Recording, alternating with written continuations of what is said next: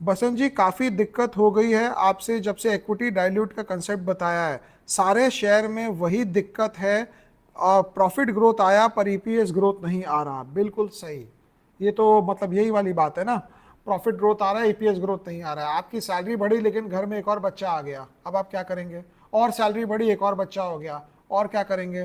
तो net per capita देखना है आपका। कंट्री का जीडीपी बढ़ा, आपका पॉपुलेशन ग्रोथ बढ़ गया, तो नेट कुछ नहीं आ रहा है। फिर जीडीपी बढ़ी, फिर पॉपुलेशन ग्रोथ आ गई, फिर कुछ नहीं आ रहा है। तो आपको ये जरूर देखना है कि अगर आप सैलरी बढ़ रही है और आपको घर में एक नया बच्चा आ रहा है, तो नेट नेट किसी को एक्स्ट्रा कुछ नहीं मिल रहा है। तो यही वाली बात है ईपीएस और नेट प्रॉफिट का।